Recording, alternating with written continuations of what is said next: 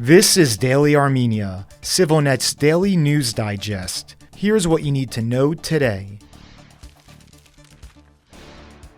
At least 63 protesters were arrested today as acts of civil disobedience resumed across Yerevan, resulting in sometimes forceful scuffles with police. The protests have been ongoing since the Tavus for the Homeland March reached Yerevan last Thursday. The movement demands a halt to the border demarcation process with Azerbaijan on sections of the border in Armenia's northeastern Tavus region, and for the resignation of Prime Minister Nikol Pashinyan. The leader of the actions is Archbishop of Tavus Bagrat Galstanian, who has called for an increase in pressure from the demonstrators. Galstanian led protesters today to Yerevan State University to encourage students in a class boycott, and then visited the Union of Journalists to thank them for their work. 171 arrests were made yesterday for blocking streets and otherwise not complying with police orders. All those arrested both yesterday and today have already been released, as under Armenian law, detainees cannot be held without charges for more than 3 hours.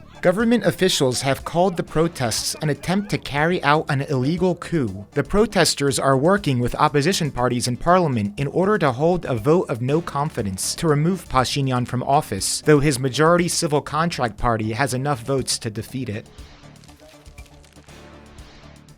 An audit of the 2022 annual report of Pashinyan's civil contract party found major irregularities. This follows an investigation in March by CivilNet and the Organized Crime and Corruption Reporting Project, which revealed people listed as having donated to civil contract in 2022 were unaware of their donations, while others had donated in excess of the legal limit or had incomes that did not align with the size of their donation. The audit was carried out by the Yerevan-based company Trust Audit, which determined civil contracts report did not accurately reflect data on the party's funding sources, expenses, assets, and liabilities. For example, in 2022, 5 people who donated to civil contract transferred more than the legal limit, and the overage was not refunded as stipulated by law. There was one anonymous donation of more than $6,000, even though anonymous donations are not allowed. The auditor also found that civil contract received $100,000 more in donations than was declared in the financial report, while the amount collected in membership fees was greatly inflated, among other irregularities and undeclared income. The Corruption Prevention Commission is entrusted with verifying the audit and initiating any further action on it. If a potential crime is identified, the commission can refer it to the prosecutor's office. Though the committee received the result of the audit in March, it has still not verified it. In response to questions from CivilNet, the commission said the verification period has been extended, and it is expected to be completed by the end of June. When asked in March about the results of the CivilNet investigation, Pashinyan attributed the irregularities to organizational errors, which he said were not criminal in nature.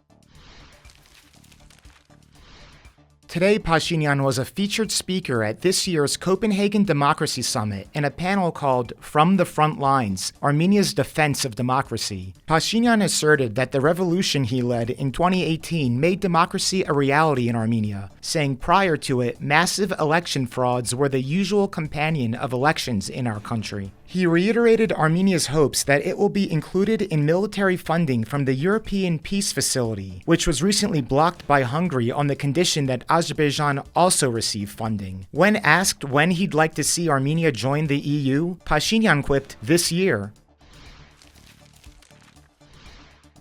Check out the latest episode of our Mindful Leaders series with artist and designer Stephanie Sanosyan, whose artwork interlaces the charm of Middle Eastern and Armenian art with contemporary flavors, complexities, and perspectives. She discusses the role of nostalgia and collective memories, her objective in using art to encourage dialogue and raise awareness, the greater importance of human connections, and her vision for a more authentic and meaningful life. Find a link to the video in the description.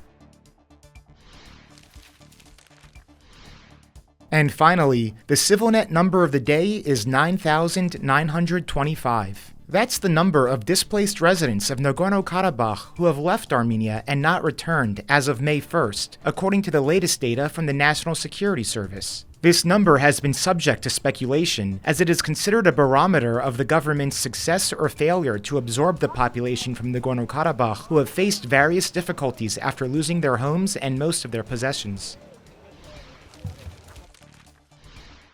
And as always, please follow CivilNet for the latest news and independent reporting from our contributors on the ground here in Armenia.